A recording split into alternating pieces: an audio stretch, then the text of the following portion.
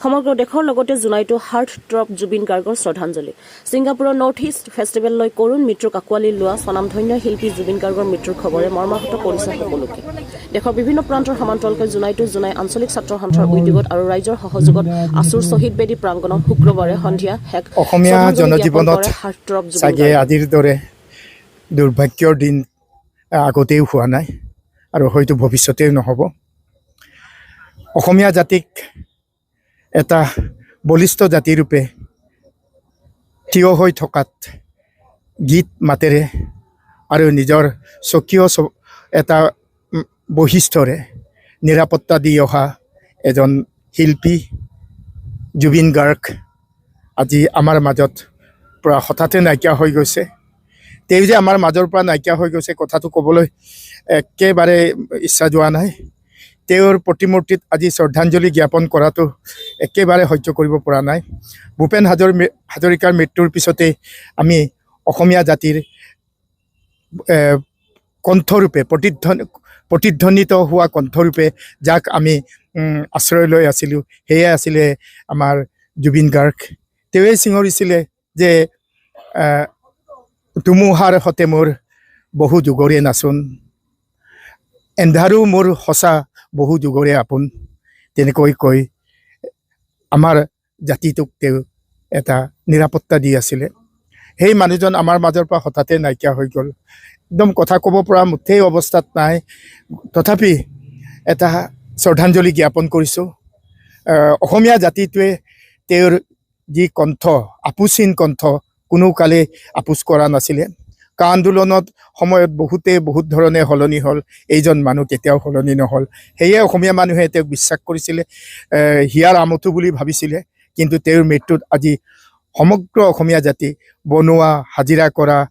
ব্যৱসায়ী কৰ্মচাৰী বিষয়া ৰাজনীতিবিদ ছাত্ৰ সংগঠন বিভিন্ন শ্ৰেণীৰ লোক আজি শোকাকুল গতিকে তেওঁৰ বিদেশ আত্মাই চিৰশান্তি লাভ কৰক আমি জোনাই অসম অৰুণাচল সীমান্তৰ পৰা তেওঁৰ আত্মাৰ চিৰশান্তিৰ কাৰণে ভগৱানৰ ওচৰত প্ৰাৰ্থনা জনাইছোঁ আচলতে এক মৰ্মান্তিক ঘটনা বুলি ক'ব লাগিব আকস্মিক ঘটনা সপোনতো নভবা কথা এই 52 বছৰ বয়সত এইজন শিল্পী আঁতৰি যাব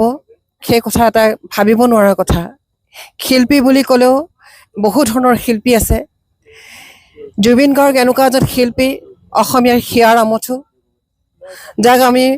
অসমীয়া জাতিটোক ভাল পোৱা অসমীয়াসকলৰ ভিতৰত আমি প্ৰথম শাৰীতে ৰাখিব পাৰোঁ কোনোদিন কোনো হেৰিৰ আপোচ নকৰা সঁচা বুলি ক'ব পৰা সদায় অসমীয়াৰ পক্ষে মাত মাতি থকা জাতিটোৰ উন্নতিৰ হকে কথা কৈ থকা গীতেৰে সুৰেৰে সকলোকে আগুৱাই নিবলৈ যত্ন কৰা আৰু সম্প্ৰীতিৰ বাণীৰে অসমীয়া জাতিটোক একত্ৰিত কৰি ৰাখিব বিচৰা এই শিল্পীজন নোহোৱা হ'ল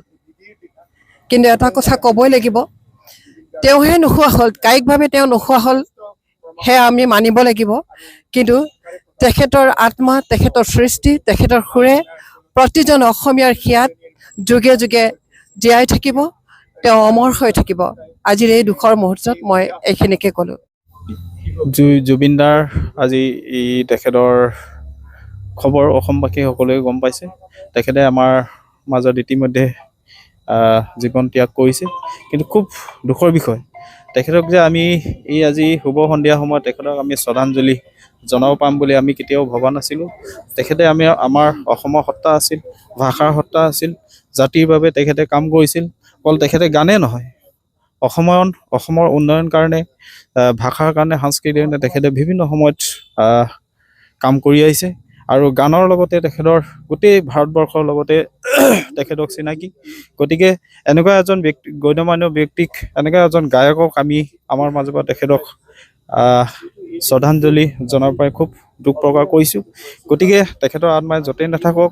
খুব শান্তিৰে থাকক আৰু তেখেতে আমাক আশীৰ্বাদ দিয়ক তেখেতৰ নিচিনা আৰু যাতে আমাৰ অসমত ছেকেণ্ড জুবিন যাতে আৰু উত্থাপন হয় সেয়ে আমি তেখেতক আজি এই মৰ্মান্তিক সময়ত তেখেতক আত্মাক আৰু পুনৰবাৰ সৎগতি প্ৰাৰ্থনা কৰিছোঁ আৰু তেখেতৰ আত্মা য'তেই নাথাকক শান্তিৰে থাকক আৰু অসমবাসীক জাতি হকে কাম কৰিবৰ কাৰণে তেখেতে উৎসাহ আৰু প্ৰেৰণা দি থাকিব বুলি আত্মাক আমি সৎগতিত কামনা কৰিছোঁ।